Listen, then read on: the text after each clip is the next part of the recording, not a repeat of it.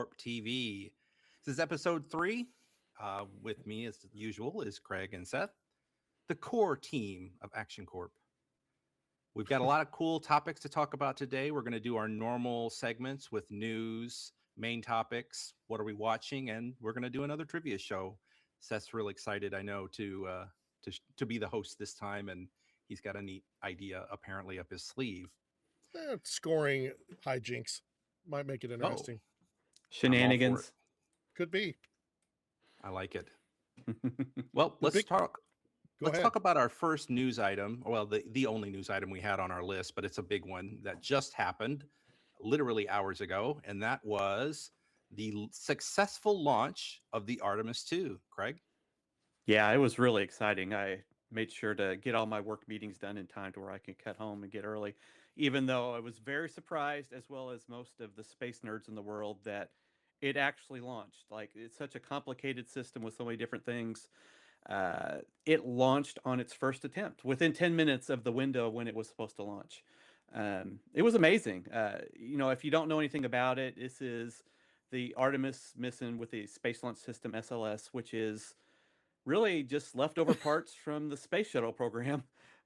Literally took the engines off the back of a space shuttle, put them on the bottom of the tank of what was the tanks that used to fuel the space shuttle rockets, with the solid rocket boosters, the same ones that they had back in the day.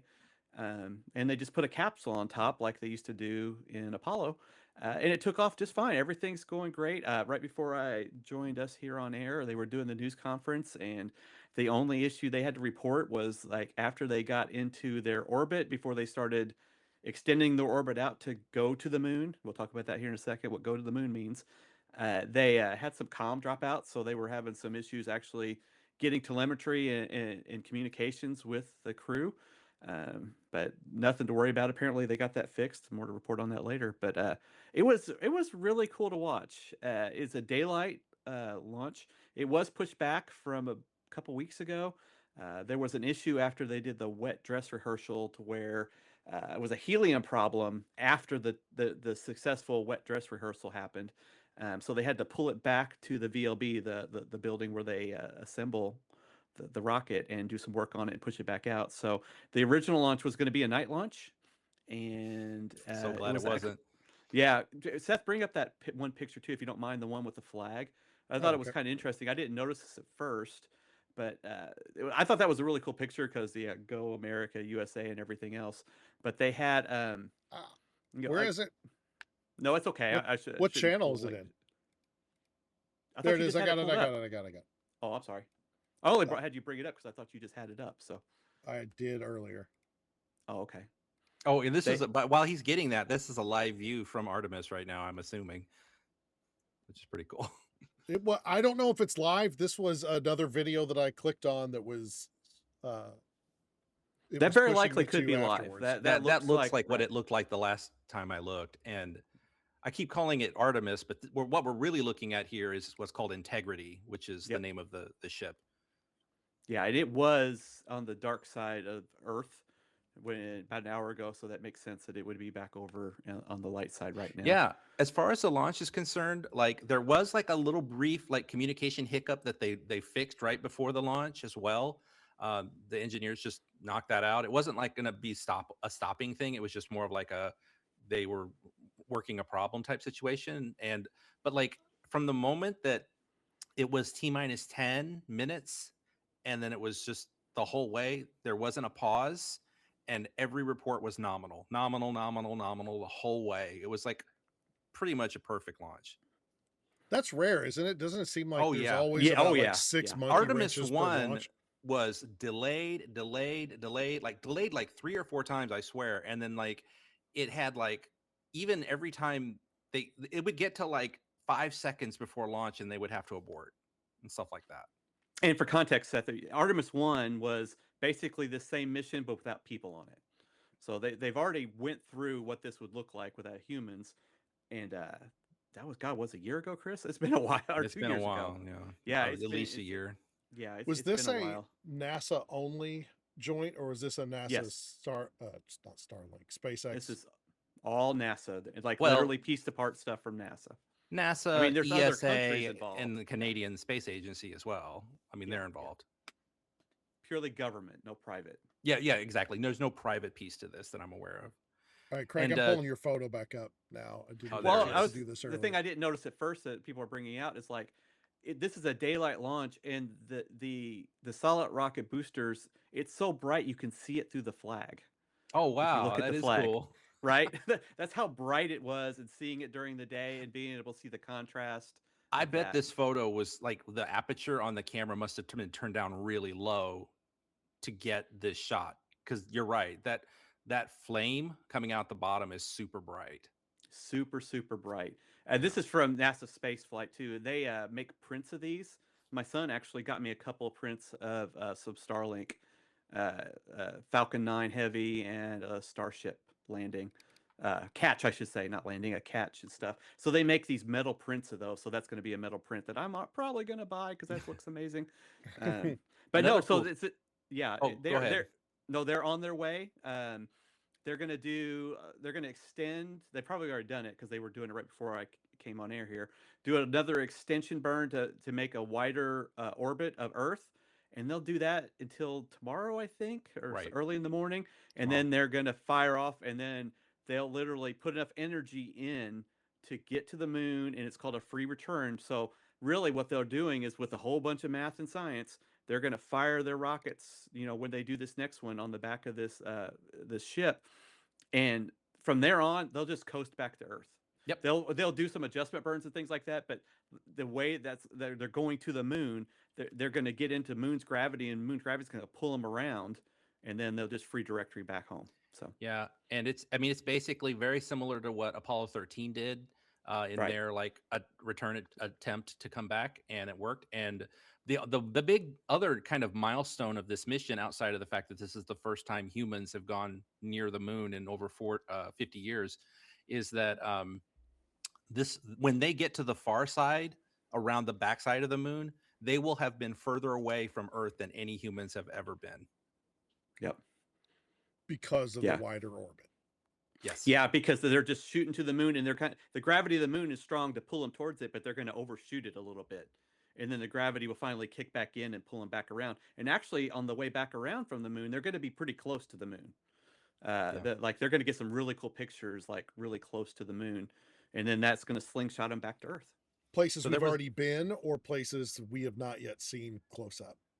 Well, okay, that's a great question, because one of the things that may happen during this mission, it's not a guarantee. It has a lot to do with the launch and the time that they arrive. But people have seen the backside of the moon before, but it's always been in dark. And there's a chance, I believe, I don't know if it's still true, but there's a chance that when they reach the backside of the moon this time, it will be light. So they'll be able to get photographs of the backside of the moon that people have never seen before. They don't know that right now? They don't know. Well, the they didn't timing know of it a whether the couple sun will weeks be ago. behind them? I don't know if Oh, okay. anything's changed, because it was all Right. dependent on the I'd launch. imagine they and know everything. now. There can't be Probably. that They much probably do. guesswork. Yeah. I just don't know. Yeah, I don't know either. Yeah, that was a good point though. Yeah, and they'll definitely have a lot better high resolution, and NASA's trying to put a very high. Ironically, with their problems they had today, the only problem with communication is they're really putting an emphasis on trying to stream as much content as they can during the whole mission. Obviously, there's going to be a piece during when they're on the other side of the moon that we won't hear from them because there's no way to communicate with them, just like on Apollo 13. Yeah, we should get some really cool pictures and streaming coming back from the mission. But yeah, they're going to fly around. The other interesting thing is this is the first mission like this that actually has a toilet. So this is the farthest a toilet's ever been away from Earth. It's already broke, though. Cool. Did you hear about that? Well, no, I did not. No, it's not broke, but there was they were doing an initial check with it earlier, and something about a light, like a status light, wasn't on or was staying on, and they were looking into it. I don't think that it's broke. That was an exaggeration on my part, but there was some issue with it. Wait, so the furthest the toilet has been out in space is what you're saying? Yes. Because of it's the farthest a human has gone? Yeah. Well, no, just because the on Apollo they didn't have toilets. They just peed and pooped. They wore diapers. Yeah, they wore diapers and changed their diapers. Right? It's because they just didn't. That was the priorities, right? They just wanted to get there. So I think this more that creature is comforts wild now. to think about. Right? It is. It is. Astronauts pooping themselves. Yeah. Another interesting They're thing too heroes. is this is the first mission, a NASA mission, not SpaceX mission, to where they're able to use phones. Like they brought their iPhones with them. Oh, So they could take pictures with their iPhones and use the Wi-Fi in their Wi-Fi their phones and stuff like that. NASA was really picky because it wasn't space certified and everything. And SpaceX was like, "We don't give a shit. You can bring your phones. We don't care." But NASA let them bring their phones, so that's going to be cool too. So they're going to be taking pictures with their phones, and they'll have some internet connection. I'm sure it's pretty low speed, but I'm sure they'll be posting some pictures on X. It's going to be I really know cool. there's some kind of satellite or something that they put around the moon in anticipation of this stuff for the Yeah. Artemis missions that's supposed to improve bandwidth. It's called like the Deep Space Network or something. Yep. Yep. Well, Deep Space Network exists.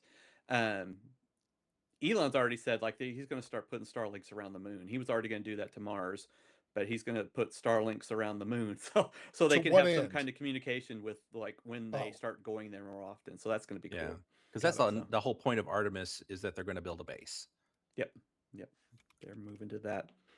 So I'm sure when we do the next episode, we'll talk about how successful the mission was and show some cool video and some pictures and stuff like that. But I'm pretty excited. When they were doing the little no, go, go thing, sequence stuff like that, I'm not going to admit I was not teary eyed, but I was almost. It was pretty cool to see Go America and everything, and like it was actually happening. And then when it actually took off, it was because I really just had in my head the expectation like, yeah, something's going to happen the last second, and because it just the way it happens in space right. flight, it's really hard. But Craig, everything just went great, and they're safe and going, and can't do wait to you see know? what they do. Do you know if I know that they're doing like extra laps and stuff around the Earth for checkouts and to get this orbit to get this free return and everything? But is it still the same duration for them to get there, like 4 days? Is that Yeah, right? yeah, Okay. yeah. And one cool thing too, one last thing, since you mentioned it, I thought it's really neat. They'll be doing early this morning is they have a service module on uh, the back of the Capsule. spacecraft that they're going to drop, and instead of just flying away from it, they're going to stop and take control of their capsule and spin it around and fly around the service module, just as the proof Oh, of concept that they can drive the capsule around, because they're thinking as Starship comes online and some other things, like they might use this type of system or at least a capsule like this to get humans into space, but it might need to meet up with a Starship or something else to refuel or get people or get supplies or something. So they're going to fly it around their little ejected little service module once they do that here sometime in the next 12 hours. Pretty cool. Lots of cool things, lots of milestones they'll be making here. And just the fact that it's I'm 54 years old, and I think I was 4 or 5 months old the last time humans were on the moon. So, and now we're going back at least to the neighborhood. yeah. So I'm excited. Artemis 3 will be non-landing. It will be it'll be the like it'll all be for getting them ready with the lander and testing that system out, and it'll be Artemis 4 where the humans will actually land. Yep. Cool. Exciting stuff. All right. Well, from space travel to space invaders, Chris got a Space invaders. cool new. What's up? It's the wrong game. Asteroids. I messed up. Yeah. While we went on a trip this weekend, I guess we're going to start with no, before we go that, let's go bigger picture, because Chris got his new toy at the Indie Classic Computer and Video Game Expo, which the three of us took a road trip to. Craig kind of led the charge on this and talked us both into going, and we had a blast. But Craig, how did you like first get into it? Like, how did you even know it existed? So I've been going to the Vintage Computer Festival in Chicago, in Schaumburg, for the last couple of years.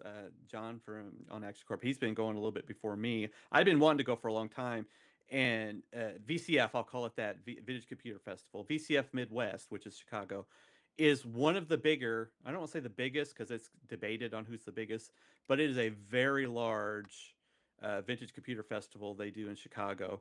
And I've been going to that. And I remember the last couple years I've gone, the indie vintage computer group had a really big table at the Chicago system, and I've actually bought stuff from them and talked to them and stuff like that. And they said, yeah, we do meetings once a month and stuff, and we do something once a year, our own little vintage fest. And me and John have been up to the monthly meetings. They just hold it at the library. 20 guys show up and they bring in some luggables or whatever.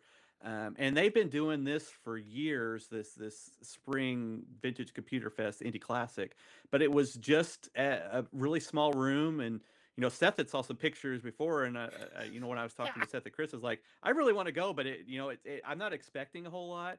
We did know that they were moving to a much bigger space, and they were saying, they were going to have a lot bigger turnout and stuff, a lot more tables and vendors and stuff. And I was thinking like, oh yeah, okay, well that maybe it'll be 10 tables instead of 8 or something like that. But it was amazing. They had a very large room with tons of tables, tons of exhibitors. I felt kind of bad at first because like, oh shit, I'm gonna spend a lot of time here, and Chris and Seth are gonna be bored because I am in heaven with Oh, all I this wasn't stuff gonna be here. bored. Well, it was like not a lot of video game stuff. There was some video game stuff. You guys can talk about that here in a second. But I go because I collect computers, old 8-bit computers, and 80s and 90s computers, and have tons of Commodore systems and stuff. And I was just super excited at seeing all. There's like a good picture from the back corner of the room uh, that gives it not really justice to how big it was. It was a lot bigger than I expected. So, definitely going back next year. Definitely going to Chicago. Trying to talk Chris and Seth to maybe thinking about going, but it's a long haul up there. I get it. But because for Chris and Seth, just because we're talking about it, I would guess that the Chicago is 4 times like this was a quarter size of Chicago. Hmm. So Oh imagine wow. this like 3 or 4 times bigger, and that's Chicago, the Vintage Computer Fest Midwest.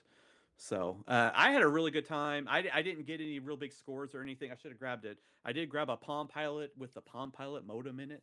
Oh yeah. Yeah, that was really the original Palm Pilot. It wasn't the U.S. Robotics one. It was the 3Com one. After 3Com bought U.S. Robotics. But and the modem looks like it wants to work. I don't have a phone line to plug it into or anything, but I never had the modem. I always wanted it. And so that was about my biggest find, besides just getting a lot of connections and talking to a lot of people and seeing a lot of cool stuff. And it was very interesting too. Some of the things that I've seen there and some of the people that were there, I'll see again when we go up in September for Chicago. They just make the rounds and sell things and stuff. A lot of 3D printed things that I thought were pretty cool. I picked up. But yeah, I was really excited. It was really cool. I'm glad you guys liked it and stuff. Hopefully we do this every year now that we know it's worth the trip, right? And plus we go to Indy and we do our normal rounds of going to the computers, the video game stores and other places we usually hit up. But yeah, I was very impressed. It was very cool. But you Craig, guys, actually, especially Chris, it was worth the trip. oh yeah. Before we jump to Chris's, I just want to the picture that's up right now, Craig. This was Yes. the section, the pet section, where you taught Yes. me about a chiclet key pet. So that Yeah, might that be an interesting yeah, little topic, real quick, before we move on. yeah, this is we were talking on the way up, like what's our holy grail or what's the main thing we if we could buy we would get. And I had to think about it because I really am lucky that I've been able to get most of the things I wanted. But that pet computer on the left is the original Commodore pet computer, and it Commodore made calculators before they got into the computer. Jack Trammell was the guy owned it, and I can't remember the guy now that made the Kim One, which was a little prototype board with a 6502 chip on it. And he kind of showed it off to Jack Trammell, and Commodore was like, "Hey, I think these computer things are gonna be popular because you could do like math times 1,000 with once you have a screen and you could write a program and stuff like that." So this was their first one, and the keyboard is basically calculator keys. Like I can't imagine, but the context when people talk about these that you have to realize is like we look at it today and laugh. A lot of these older computers, you look at the keyboards like membrane or they were really small, but people didn't know what a computer keyboard was, right? They weren't like they didn't know that it could be nicer or that it should be more like a typewriter or anything like that. So but people just bought this thing up. It was very popular. So that I've seen that particular pet before and stuff, and they're very hard to get a hold of. And I don't know if I win the lottery, that's one of the first things I'll buy for sure, right? And that disk drive in the middle too is also on my list of something. That was the first disk drive I ever saw or used. Was that big dual 5 1/4 inch thing? In the computer labs that where we had in elementary school, the way that bus worked is like they would have one of those disk drives at the end of the table, and there'd be like 6 pets, and you could one at a time use the disk drive and load up a program, and then you would play Wormy or whatever it was, and you load it off that disk drive and stuff. So I really want one of those disk drives. But yeah, that was really cool. Awesome. Well, now we can Awesome. talk about the thing that I faked us out on earlier with Chris's big find from that trip. That was Chris. I'll let you introduce it. Yeah. Yeah. So before we went on the indie trip, like Craig said, we were going to go anyway because we were just wanted to make a round of various video game stores there. But he was like, "Go to this thing too," and I'm like, "Okay, let's go." But I remember looking on their website, and they had like pictures from like a prior one, and one of the ones they had, one of the pictures had a Vectrex in it, and I was just kind of looking at that and going like, "Well, that'd be amazing if they had one of those, but there's no way they're going to have one of those." And they did. There was a guy. He had a Vectrex. This is mine, the one I purchased that was there. And at first, I saw it and I'm like, oh, cool, a Vectrex. And I went and I played a little bit. And the guy, I remember guys didn't know this, but a guy walked behind me while I was playing it. And I was talking to the guy who owned it, and I said, "This is really cool. We always wanted one of these back in the day." And then some guy who walked behind me goes, "It could be yours." And I was like, wait, what? And I didn't realize it had a price tag on it. And I'm like, oh crap. So backstory with the Vectrex real quickly. Uh, when Craig and Seth worked at Busy Bites, the owner of that store had a Vectrex in the store. And so we all saw the Vectrex back in like the late 90s. And it's just like, it was one of those things where it was like, that thing was so cool and so weird. And none of us owned it. We had access to one barely. But then when all that happened, and when Busy Bite shut down and all that stuff, it's like we've never seen one ever again anywhere. You'd see them online on eBay and they'd go for like $800 or something. And it's like, I'm never going to own one of those. This guy was selling one, and I was like, and Seth and I were having this conversation before we went about like our buying habits, and being like, if something comes up and you're not certain if you should get it and you can afford it, just get it, because you're going to regret not buying it. And so And you I can did. always resell it. I mean, these things Yeah. have all kinds of crazy resale value, so we'd kick ourselves to not Well, find a grail like that and let it go. Well, especially really rare things, right? I Yeah. mean, that's the thing, and that's why I think we got a picture of Chris too, like looking at it, debating it. Because I sent the picture to Seth. I'm like, get over here real quick, because I think my brother might be dumb and Oh not buy this yeah. thing, Yeah, you right? I was said like, help me convince Chris to buy this. I mean, I yeah, was we pretty got to much talk him sold into even this. before you sent that You text, were, but I was but a I little was worried. like, yeah, it would have been even more helpful to have that. But I guess maybe real quickly, I'll just explain what it is. I didn't even mention that. So the Vectrex was a video game console that was sold in 1983. This was at the same time as the Atari 2600 and the television and stuff. But it was very unique because it had its own built-in monitor, but it wasn't just any kind of monitor. All video games, for the most part, that have been sold ever since are all raster based. So they work just like a television set. But the screen in this thing is a vector screen. So it doesn't have pixels. Everything is a line. And it draws, instead of going line by line every 60 seconds, when it draws things on the screen, it draws them in the shapes. The beam literally draws the shapes. And what it does is it creates this super bright, crisp screen that's really cool to look at. And the pictures don't do it justice. When you see it in person, it's just so much brighter and vivid and cool looking and smooth. So yeah, it was like but when they released it, it was right before the video game crash of the 1983, and the video game crash happened and this thing went under. And so it became uncommon. And yeah, now I have one. I already bought a game. I had bought a game like a year ago that we found in the wild. I'm like, I'll buy this game. I'll never own the console, but now I can. It was Star This Trek, is right? Yeah, it was Star Trek, which is Star another reason I Trek. had to buy it. I'm like, a Star Trek Vectrex game? Hell yeah. Now, this is not my unit. This was a unit. This is a picture I took from online to show this is what the insides of a Vectrex typically looks like. They're very dirty, and then you'll see on the lower right-hand corner these four or five cylinders. those are the caps, the capacitors that typically go bad, and you can kind of tell that even these are not great. Another great thing about this Vectrex purchase I got was that the guy had recapped it. So it's all been refurbished on the inside, which means its caps are going to last longer. So this is my unit taken apart, and I was just sort of examining it. And you can, I think another picture will show these little replacement red capacitors. Yeah, there they are. So that was when I saw that, I was like super stoked, because I'm like, the guy who sold it to me has already gone through all the effort of making this safe to use going forward. So those caps won't leak. This thing's going to be easy to use. It's great. So it even had like a spare a spare fuse in there. Also, something else I discovered is they don't normally have replaceable fuses. The fuses are soldered onto the board, but that's another mod that someone had done to this unit. They put a fuse holder in it so you can swap the fuse Oh, out.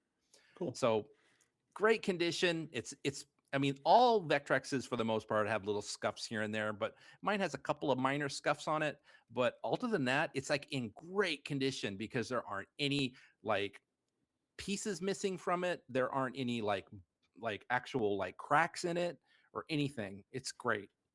I am super stoked I have this thing. And the last bit I'll tell you is that they make this really cool thing called the Pytrex, which is a Raspberry Pi kind of slapped to a circuit board that you can stick in the side, and that makes it into a like really cool multi-cart system, so you can load ROMs onto it.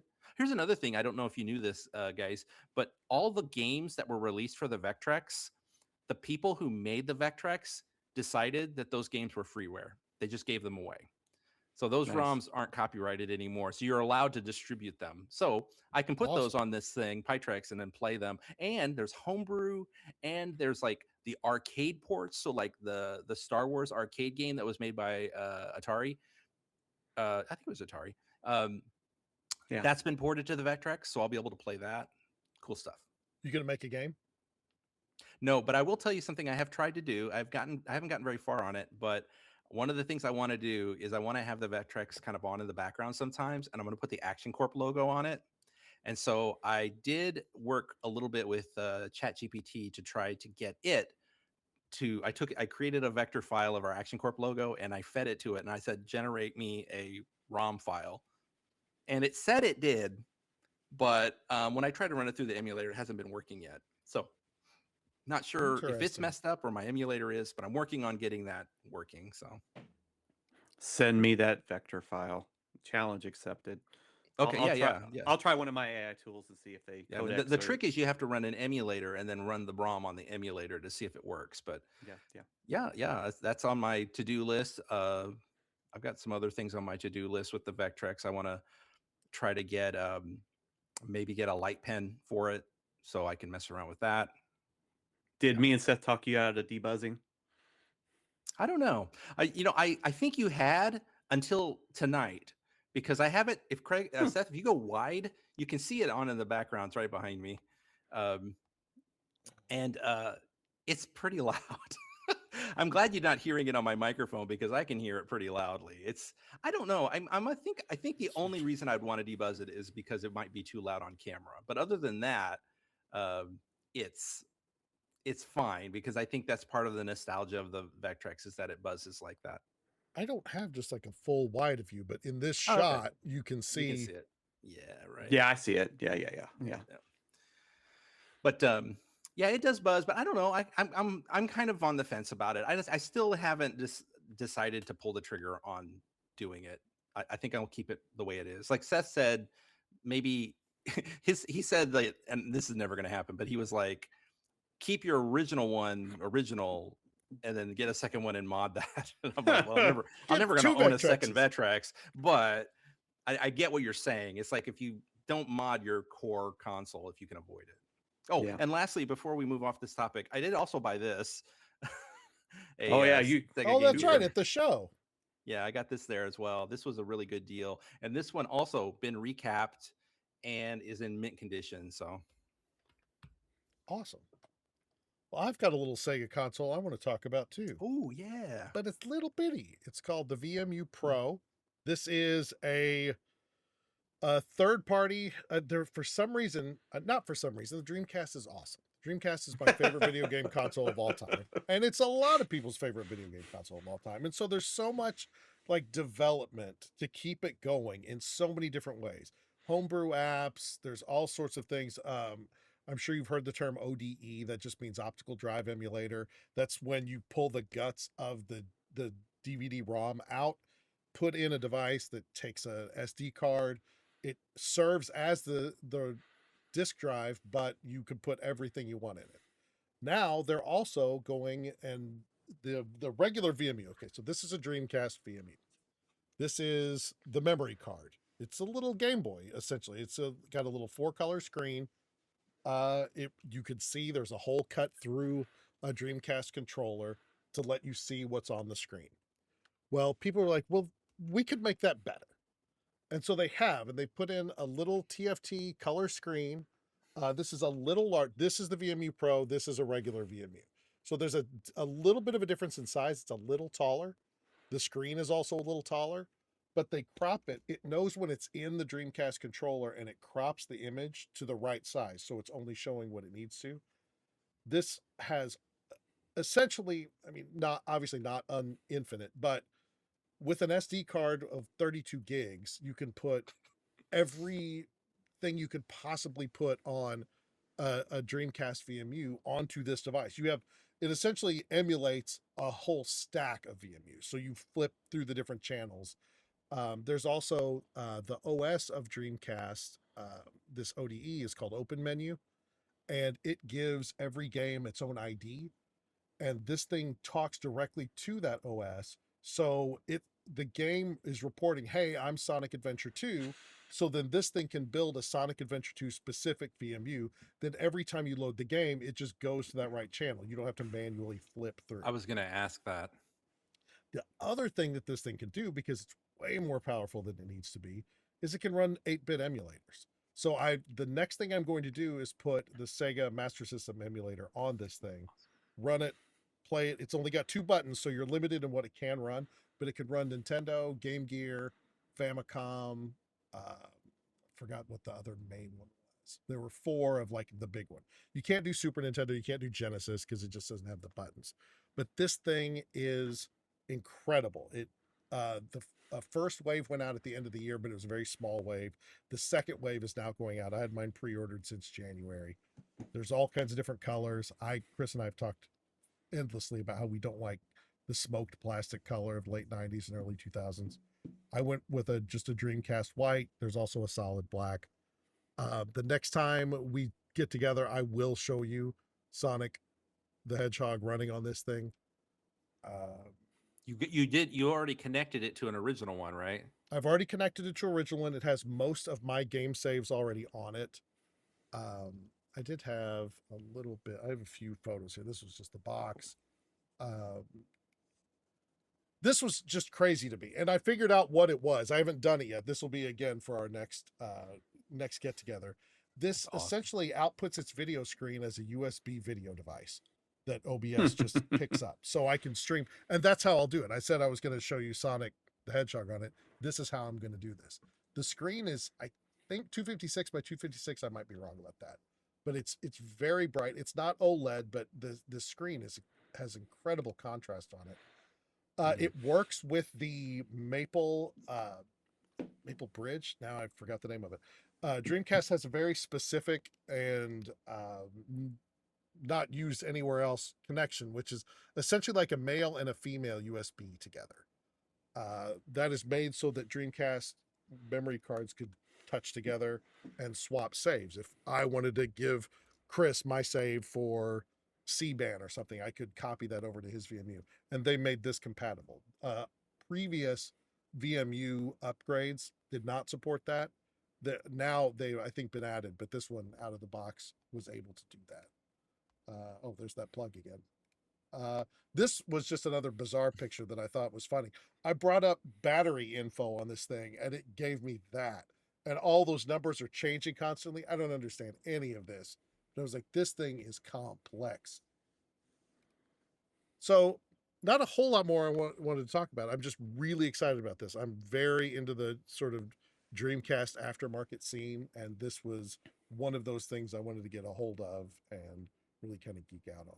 Yeah, How old is that thing? How long has it been out? This thing, the first wave went out the end of last year, December, and then the second wave, it was a very small. I think they did like a less than 1,000 run, and then this most recent one is going out to everybody now. You get it through a couple. You get it direct through them. I pre-ordered mine through Stone Age Gamer, who I've used for a lot of different like retro collection stuff. So I liked them and I trusted them to handle the pre-order. It's what's just a the testament to how cool the Dreamcast is. Oh my god! 27 years later, that people are freaking out, and it's not just you, right? I'm sure like No. everybody's like buying one of these things. It's awesome. Sorry, Oh, Chris. yeah. No, that's okay. What's the battery life like? Because of as much as we love to sing the praise of the VMU, its biggest downfall was that it didn't hold a battery at all. Mm-hmm. Yeah, the all other ones use two 2032 coin batteries stacked on top of each other. This is a USB-C rechargeable. It runs about 2.5 hours if you're using the screen. In the Dreamcast, this one is wired to charge itself from like trickle charge Oh. from the controller, so it can't go dead in a Dreamcast like other VMUs did. The original VMUs did not pull power from the Dreamcast until the batteries died. So your battery could die while sitting in the controller in the originals. This one will not do that. It will trickle charge that controller. So in sleep, they say it will last between 2 and 4 months. But Awesome. uh, Which but is again 2.5 not hours is true fine. of the original VMU. It would you could No. turn that thing off and it would just die. I go through so many batteries. I've 3D printed just 2032 storage because I just Yeah. keep buying them and going through them on my originals. And I'm not trying to diss on the original VMU because it's amazing. It's like such a cool piece of Mind tech, blowing. so ahead of its time, and really not ever really been replicated. I know Sony tried their hand at it; it didn't take off, but like it's such a cool piece of gaming history tech. But that was its big Achilles heel was the battery on it. So. Oh yeah, absolutely. Yep. I love it. Cool. I would recommend it for any somewhat or super enthusiast of a Dreamcast. All right. Cool. What is on our list next? I've lost my notes. Well, you're going to talk about Daredevil, and we could skip Oh what yeah. I'm watching, but Yeah, I think I Daredevil. won't talk long about this at all, but because Spider-Man's getting ready to come out, there's a lot of overlap in what's going on in the MCU right now. Like Punisher is going to be both in Daredevil and Spider-Man. The Hand is a Daredevil group of ninjas that are definitely that have even been in the Spider-Man trailer. There's a lot of rumors that Daredevil himself is going to be in Spider-Man Brand New Day. So I've been really into this. They released the first episode last week. They released 2 episodes this week, and I think there's 1 episode each week maybe up until Spider-Man's launch, but that might be before. Oh no, before that there's a Punisher one-shot movie that is on Disney Plus. So there's Daredevil, a Punisher Disney Plus movie, Spider-Man. I love it. I love Kingpin. I love the casting on all the characters. It's really good, grittier stuff. Oh, and Jessica Jones is coming back. Kristen Yay. Ritter is going to play her character from the Netflix series. So that's my Daredevil spiel. So is it worth me watching, knowing what I like from DC and some of the weird things and stuff like that? I'm seeing really good reviews. Everybody seems to really like it. Yes, but it's not like DC. I think DC right now is sort of a fever dream rock video. Well, I'm sorry, maybe Peacemaker and Well, that's what what I am mean. I forget? The Penguin, right? That was so good. Very up Penguin Alley. Okay. Not Peacemaker. Peacemaker to me is very James Gunn. I think but I'm the only person who likes Peacemaker, but I I think you love might Peacemaker. also be, which is fine.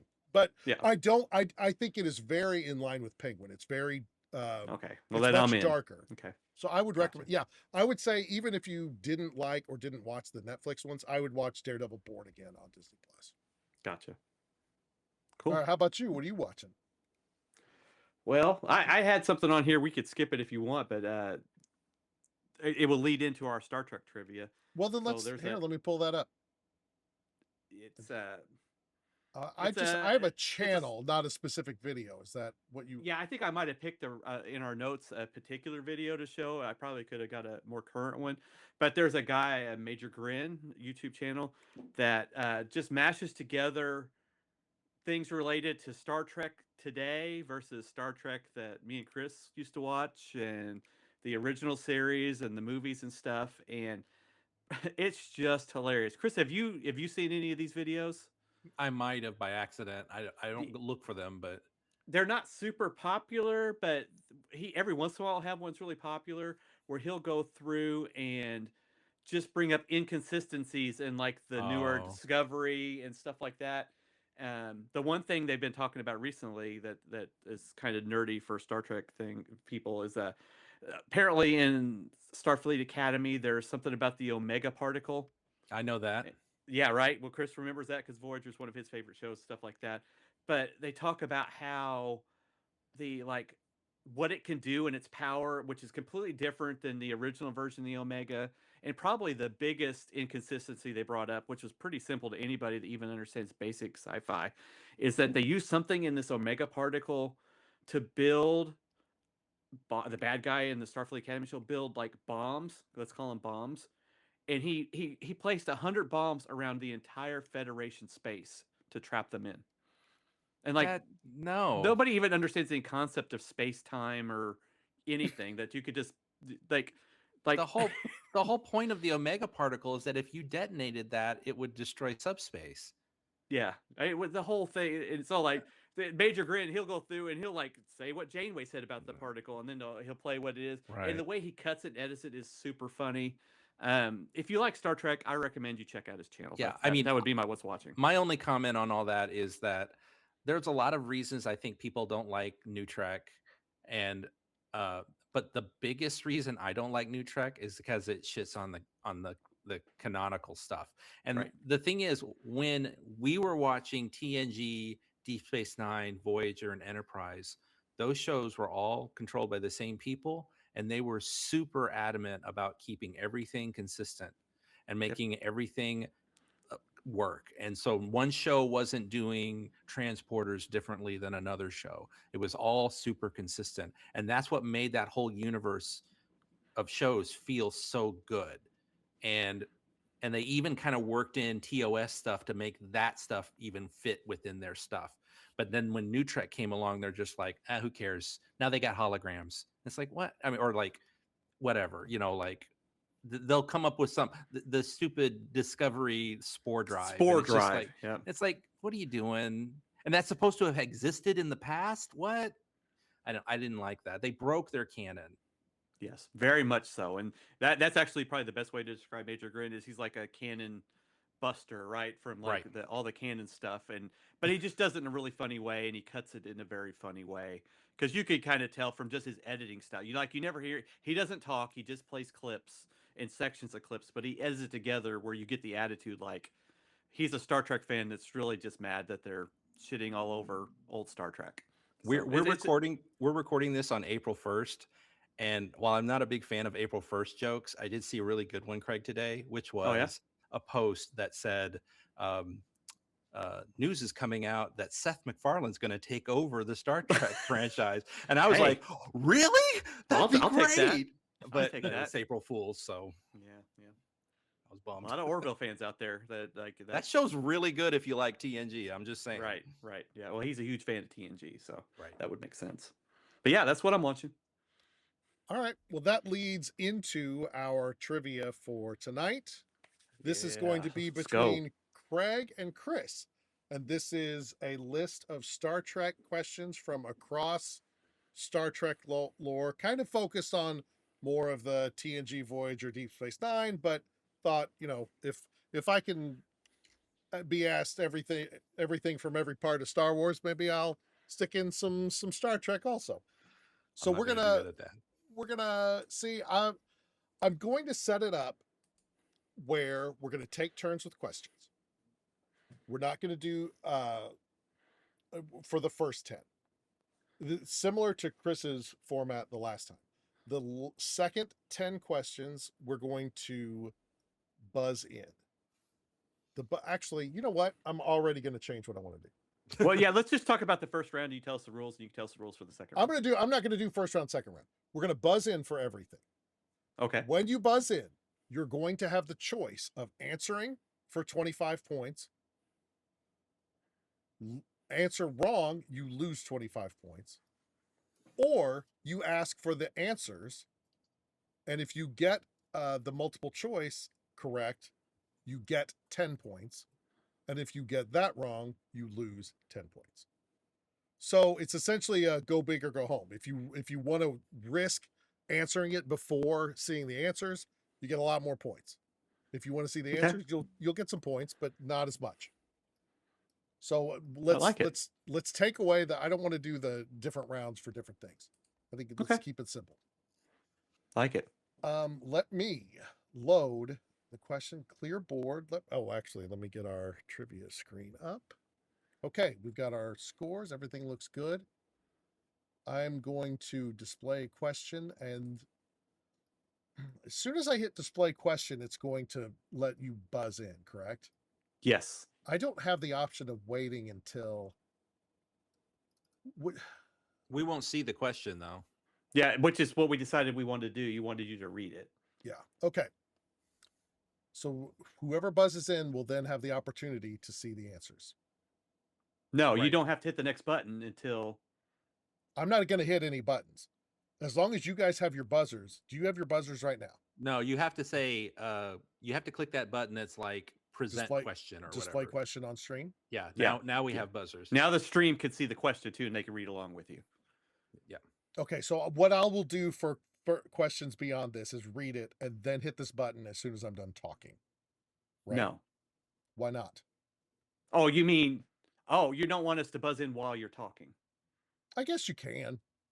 Okay, well, I'm just asking. Yeah. The way I recommend it, Seth, is that hit that button you just hit to activate our buttons the moment you start reading the question. Yeah, that way the audience can see the question, and we could have some shenanigans, like we could guess and we'll get it wrong, right? Because we think you're going to say one thing and something else. Well, luckily I put a 21st question in here, so this can be our beta. Okay. What was the full name of Kirk's nemesis? Mud. Chris buzzed in. Chris, would you like the answers or would you like to wing it? See, the thing is, I know part of his name, but I don't know his whole name. So I guess I'm going to need the multiple choice. Here are your... You mean his whole name? You don't know his first name? Oh, the answer is going to be his whole name. Well, these aren't right.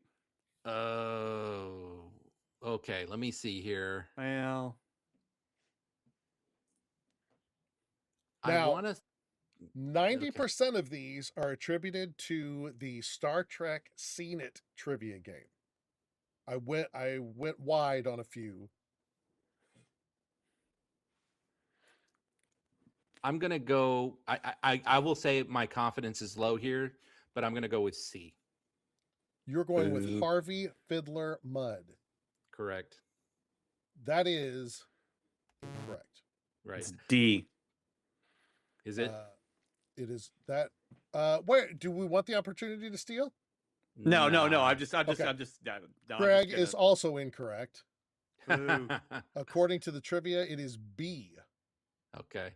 I will like I said, Mudd. TOS is not. I'm not going to know as much about. Well, TOS. I thought they called him Harry Mudd, right? That's what it was always Harry Mudd. I guess Harcourt. Harry could be short for Harcourt. I don't know. Well, Harold. That's why I thought. Anyway, all right. So Chris lost 10. Gotcha. Yep. Chris is down 10. And I just realized I'm going to need to make this score way bigger. Because if we get into triple digits, that's fine. That's a big old minus right there. Okay. Second question. What is the significance of the TNG episode Legacy in Star Trek history? I just watched this one. Craig is buzzed in. Craig, would you like answers or would you like to go multiple big? choice? Multiple choice. I just watched it. I think I'll see it. It had the first use of ADR in the series. It was the first episode to show dilithium crystals. It marked TNG as the longest-running Star Trek series to that point. It used an updated opening theme and narration. Some of these are obviously wrong, I can tell.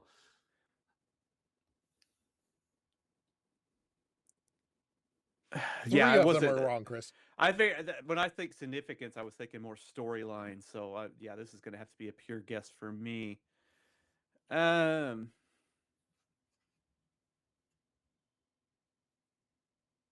going to go with A as a guess. Total guess. I bet it's C. That is also incorrect. Really? Oh, I'm sorry. Wait, did you say C? That is correct. Yeah, I said C. Sorry. I was looking at the wrong one. Yeah, Yep. that was going to be my C second is correct. guess. B and D are dumb. Those are obviously wrong. It was Yeah. episode 80. The original series only had 79 episodes. Yep. I knew that, actually. All right, next question. We got a tie game so far. Yep. Clear board. Do I need to clear board each time, or could I just Yep. say display? Okay. What is the USS Voyager's registry number? Oh, do I have to be exact? Yes. Because I almost know it. Well, I'm giving this to you, right? I mean, you could guess it. Wait, I can. If Chris I buzzed see it, in. I bet I could know it. Right, Go you ahead have and to- once you give see me it, the you- multiple choice because I think it'll come to me. Revealing the options. Okay, yeah, I do see it. Yep. I think it's A. Chris is correct. Nice. Yes. 10, 20, 1, 2, 3, 4, 5. What? I don't have a 25 button, so I have to do 2 10s and 5 5s. But I got multiple Oh, choice. you're right, I should you're right, only you're get right. plus See? 10. Yeah, he did It multiple should be choice. my Zeroed out. score should be 0. Yeah. Thank you. This is Yeah. we're checking you. It's all good. Yeah, this is- Yeah, for the record, I have like 3 Voyager statues, so I've seen that You just number turned many around. times. All right. Clearing the board. Here comes number 4. What Star Trek series introduced Ferengi Cole and Eridor, who later posed as gods, in the Voyager episode False Prophets? Chris has buzzed in. Chris, would you Oh my like? gonna God, answer that's this one. Too easy. Yeah. You're going to answer it. It's Deep Space Nine. Oh no! Wait, no, it's not. Nope. But that was his Dang answer. it. I know. Oh, I gave you the wrong answer. Darn That's it! 25 down. Darn it! Oh, What he was- do it too. You totally It was- doped that it's up. TNG. Damn The it! correct answer is Yeah, next Well- generation. It's TNG. Yeah, next generation. Yeah. I remember the episode. Yeah. Yeah. Right. all right. Clearing board. Damn it. Which USS Enterprise D crew member has a romantic history with Commander Riker's father, Kyle? Craig has buzzed in. You going big? I think you or buzzed want it the early, answers?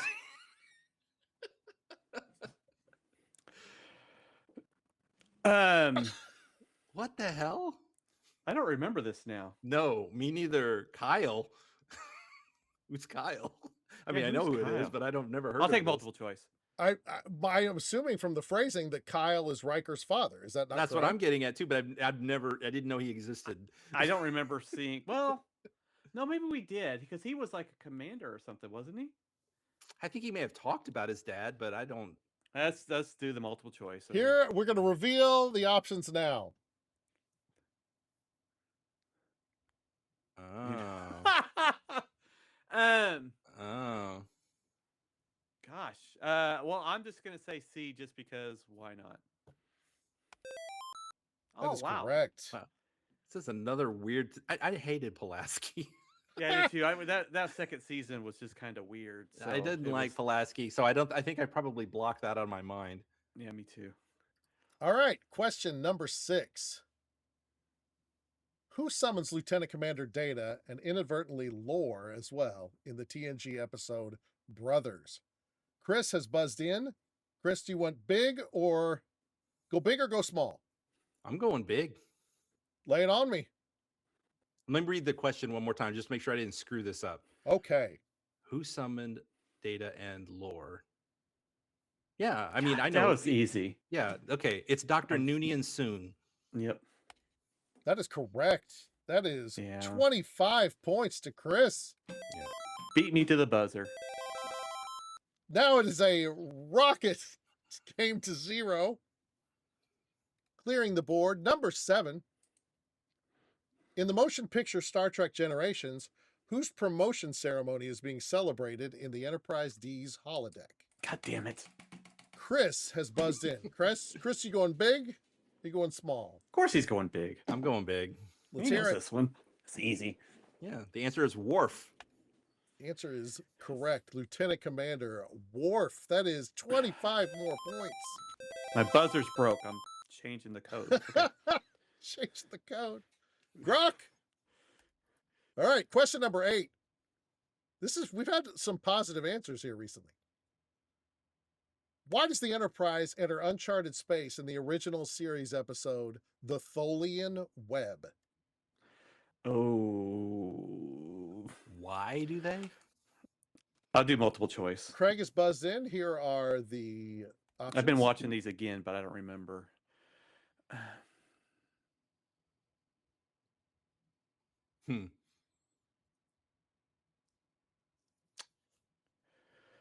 Oh, this wasn't as helpful as I thought. It's not D. It's pretty sure C seems pretty stupid. I'm gonna say A. Craig is correct. That is 10 The points most to generic Craig. answer. Right. All right. Going to Deep Space Nine. In the episode Dr. Bashir, I presume, who tells Dr. Bashir he has been chosen as the model for Starfleet's new holographic doctor program? Craig has buzzed in. Craig, you going big or small? Well, no, I don't remember his name though. Oh, really? Because it's the original, the Doctor's character. Give me the multiple choice. I mean, I know who it is. Yeah, I see it. Yeah. Julian Bashir of the future. I had to make up some stuff, and I don't know Star Trek. Yeah. What was your answer? D. Yeah, that's right. Yes. 10 more points to Craig. The other questions, the other answers are so bad and laughable, but yeah. Here's the funny part. I don't know.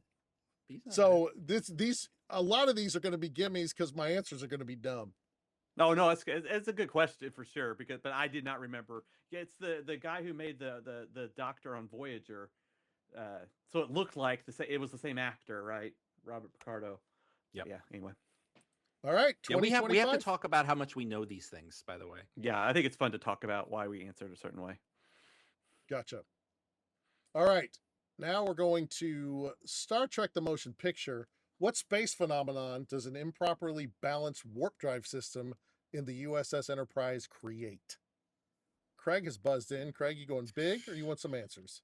Well, it's there's gonna be shenanigans here if it's not wormhole. So I'm going wormhole. You're going wormhole big. Yeah. That is correct. Yeah. Okay. I thought they might have called it something else or something, but no, they called it a wormhole. They did. I remember. I went and found some super goofy answers. So you get 25 on that. Graviton ellipse is a thing, though. I remember that from Star Trek. All 3 of these. I looked up Star Trek space phenomena. Okay, yeah. Okay. Clear that. In the motion picture Insurrection, what Starfleet admiral sides with the Sona against the Baku? What that guy's name here? Multiple choice me. Chris is buzzed in. Here's multiple choice. Okay, I got it. It's going to be C. That is correct. Admiral Matthew Doherty. I do not remember that. I was going to guess D for some reason. He's the guy, Craig, who gets his face stretched. Oh, I know. That? I remember the picture. I don't remember his name. Yeah. Oh, yeah, okay. his face was stretched because he was doing a de-aging thing or something. No. That movie was horrible. The bad guys have this thing where they stretch their faces. They took the admiral, threw him in his chair, and then killed him by stretching his face. Stretch his face off. Yeah, basically. It's a dumb movie. Gross. That was that's not a good movie. Yeah. Yeah. All right, number 12. Which Starfleet admiral is the father of Ensign Beckett Mariner, or Mariner, or Mariner? You haven't seen Lower Decks, and I don't think I've seen enough of it. We're supposed to know I- his name. It's a lower decks thing. I don't even know. It's a Mariner is a lower decks character. He's the It main is a lower character. decks thing. Oh, well, I haven't watched any lower decks, so I'm I not have gonna. no I'm idea. not touching this one. Nobody's Yeah, touching it. I will now reveal the answer. Doctor. What? No, that's not correct. That's not correct. I marked the wrong answer on that. Because I remember seeing that going, it's not going to be Janeway. I think if I remember right, it's A, Freeman. Well, that's a good. It's good. Nobody knew the answer, so that's good. Yeah. Here's the show AI justification. Captain Carol Freeman's husband often appeared. Yeah, it is Freeman. Oh, Okay, it's Yeah, Freeman. I just marked the wrong answer when I put that in there. that's cool. All right, clearing the board. We're at 45-35. In the motion picture First Contact, in what No Bubsy. There we go. holidays simulation do Captain Picard and Lily Sloan try to hide from the Borg? Chris has Damn it. buzzed in. Okay, so I'm before I answer, Mhm. there's probably a generic answer, and then there's a very specific one. Correct. And I'm not sure if you're wanting the very specific I'm answer or a wanting the very generic one. specific answer. Okay, so what was the name of his detective hollow suite thing? It was called like. I can give you what was- options if you want. Give me a second. Let me try to guess it for a second. Because I'm going to be real nitpicky on it. I know. Let me just try. The name of his character is the name of the thing, and I'm just trying Yep. to remember what is. I can't remember it either, Chris. Let me tell you this. I would You're not if correct. I saw it. What's that, Craig or Seth? You're not correct. Okay, give me the multiple choice then. If you were to say what I think you were going to say, that I would not have counted it. Oh, it's the name of the actual program. Okay. Scroll down. Oh, wait, I need to scroll down. Oh, wow. Did they just show that on the screen real quick? Because they didn't say the name of it, did he? I think he did. When he activated the program, he said the name of the chapter. Oh. And I think it was. Oh, yeah. Oh boy, it's either A or B. I think it's. Wow. Okay, I'm gonna have to guess. I think it's A. That is correct. Okay. Lucky That guess. is a 10-point to Chris. Game is tied up again. All right, clearing it. Who serves as the Fleet Admiral and Commander-in-Chief of Starfleet in the 32nd century during much of Star Trek Discovery? Craig is buzzed in. You buzzed? You going big? Why not? I don't Big or care. small? I'll take the multiple choice. I can whatever the stupidest You're name not gonna is, know I'll this guy's name. just lose 10 points. At least I can eliminate one of them.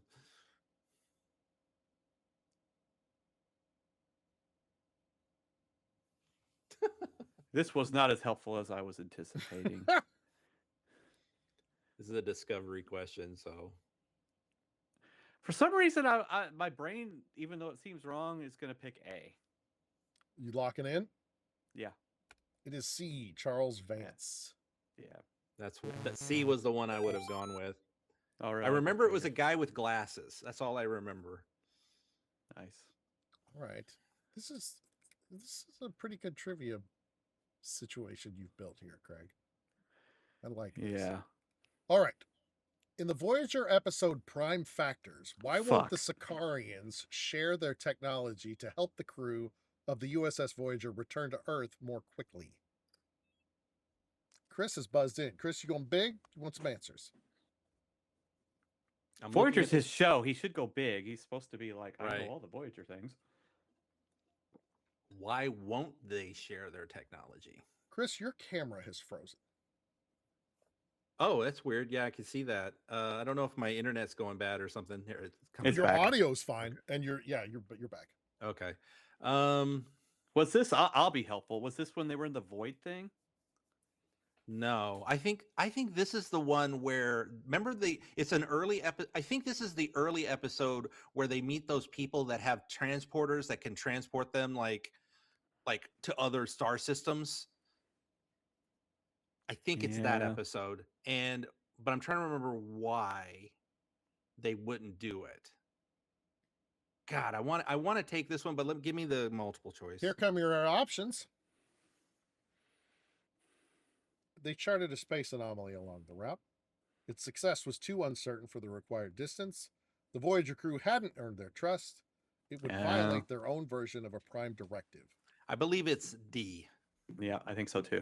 D is correct. Chris gets 10 points. Yeah. It's vague because they have like this, they're like this society of people who are like, oh, we want to hear your stories. Tell us your stories. And it's like if we left with their technology, they'd be like, well, you're leaving us. It was I like Star Wars. It was a vague answer. All right. What androgynous alien race is introduced in the TNG episode The Outcast? Craig, you buzzed in. I do not remember all, but I think multiple choice, I'll get it. Multiple choice. I know which one it is. It's not D. No. Oh, this is not as helpful as I thought.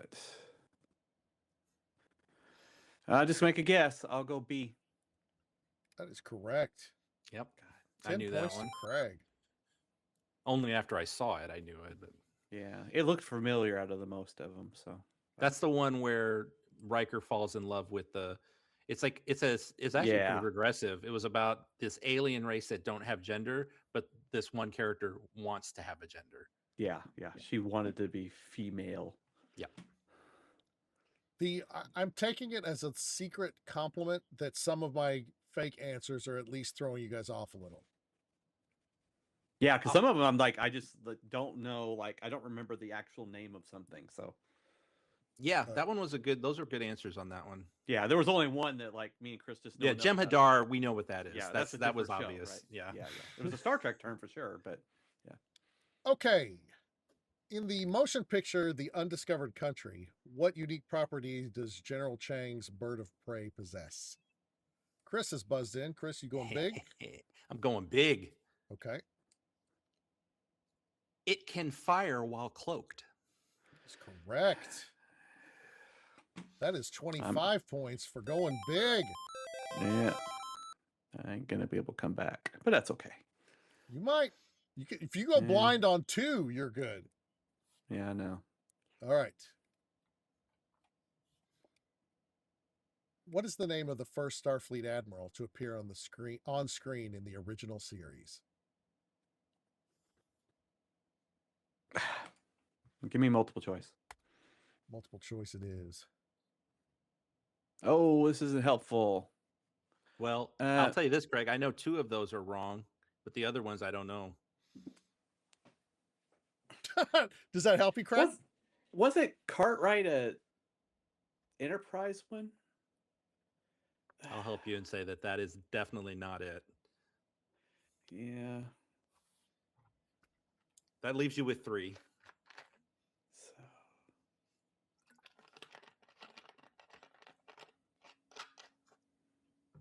I did B last time. I'll do B again. That is correct. Admiral Comac for 10 points. I wouldn't have gotten it.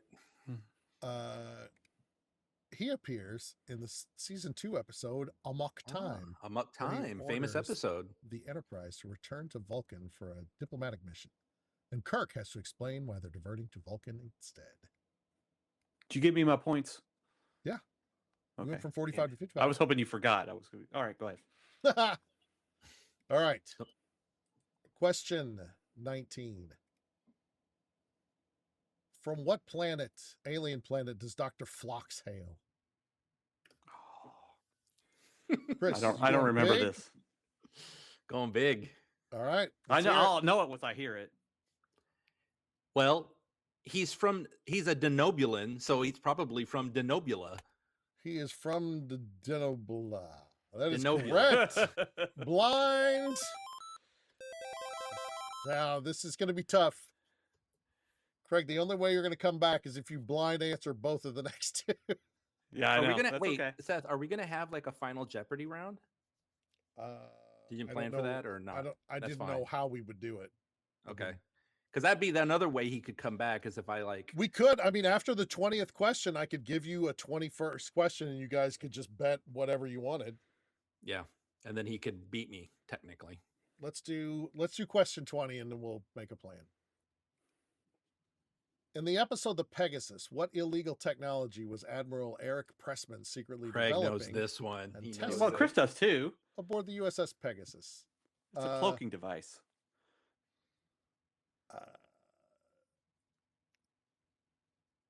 Well, did they call it something else besides a cloaking device? Cloaking 'Cause it was device is a- in the name. Yeah, it's a well, shit. What did they call it? Because it did a matter. Oh, I fuck. think should Here's the It's thing: is that I would rule in his favor if cloaking is in the name because it is cloaking device definitely- is in the name. I just don't know if this Mm-hmm. term is more particular in Star Trek than it needs to Well, be. it's a matter, like it phases matter. So Okay, I- you've yeah. now said every word. It is a phase cloaking device. Is what the answer said. phase cloaking device. Okay, yeah. All right, well, I got closer there. This violated the Treaty of Algeron with the Romulans. Yeah, I just watched that episode the other day. All right, so you blind up to 80. All right, that is question 20. So now we have the final question. Do we want to do something screwball? I mean, technically, Craig could tie the game now with a blind.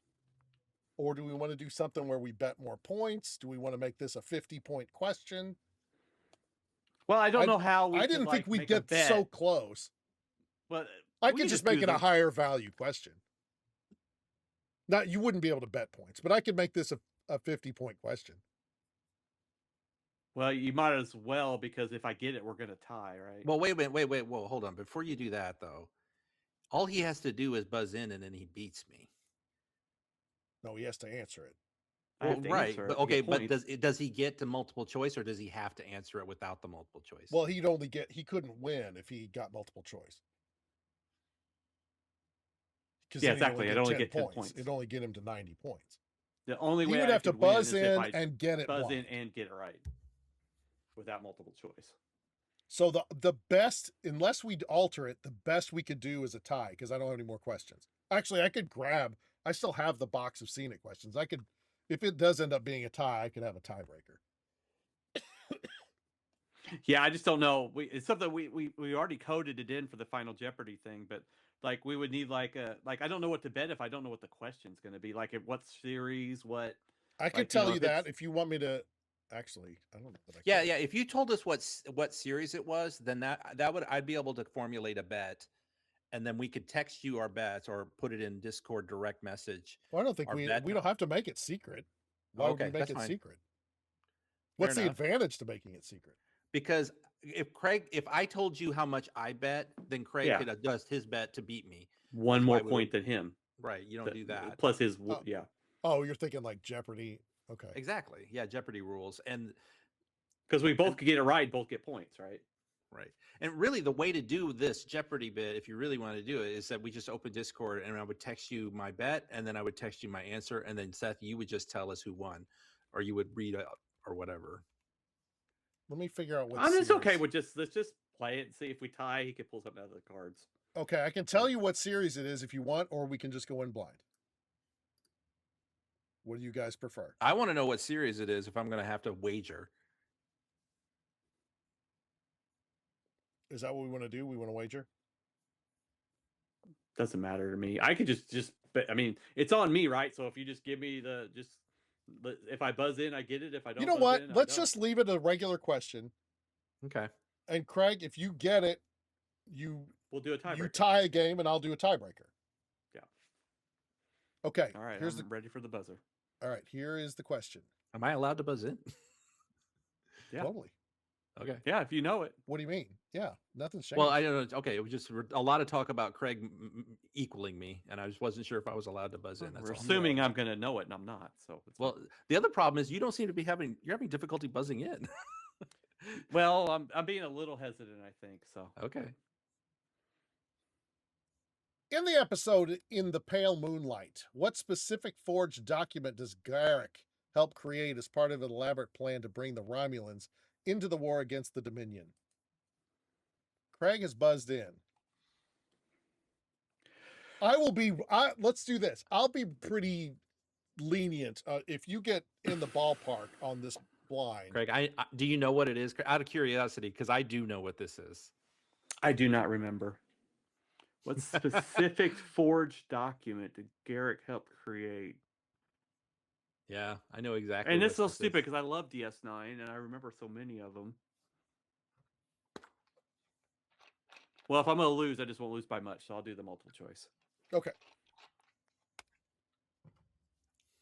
Because I think if I see it, I probably remember. All right.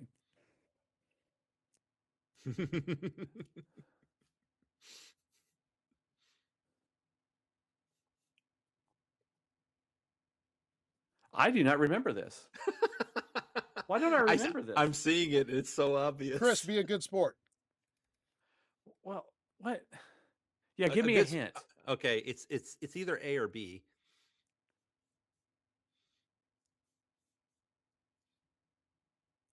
Was it A, the hologram thing? I'll go with A.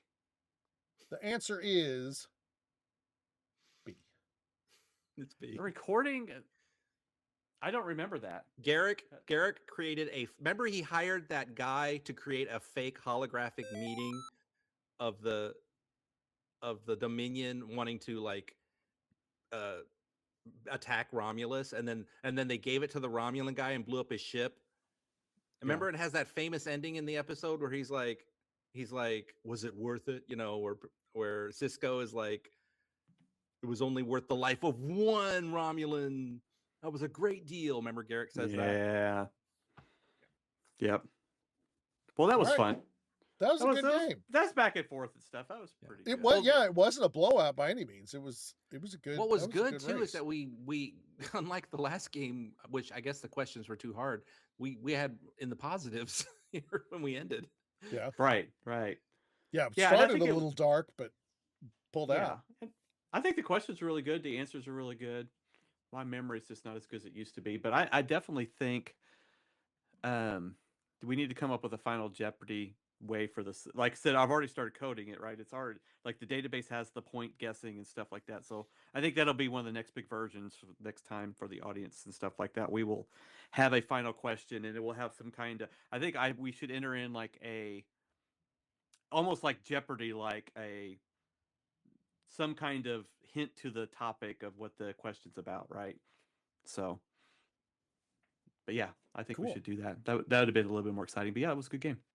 Yeah, I'm looking forward to seeing more of what we can do with this tool because I think it's really fun and it's pretty easy. Really, the trickiest part is probably populating it with actual questions because the functionality is great and makes for a fun show, I think. Yeah, we need to come up with some, once we get a bigger audience, we get suggestions too, but like thinking of topics to do. I mean, I could keep doing Star Trek all day long, right? But we probably could think of, and the 90s tech thing, that was really good. But we need to come up with some better, or not better, because these are really good topics, but some additional things we're not thinking about. Like, I think maybe we do, like, I do one for you guys around 80s or 90s video games or something. Yeah. I was going to say video games in general. Yeah, retro games would be a real good one. Yeah. But yeah, if anybody is watching and has ideas, put suggestions down in the comments because comment below. Exactly. Well, thank you very much for watching. This is the 3rd episode of Action Corp. We're doing these every other week. So we'll see you back here in the middle of April. And again, like Craig said, comment below. Let us know what you want to see, what you like, what you think we could work on. This has been fun, and it's been sort of a nice resurrection of this project from 20 plus years ago to get this going. Thank you all. We'll talk to you later. Good night. See ya.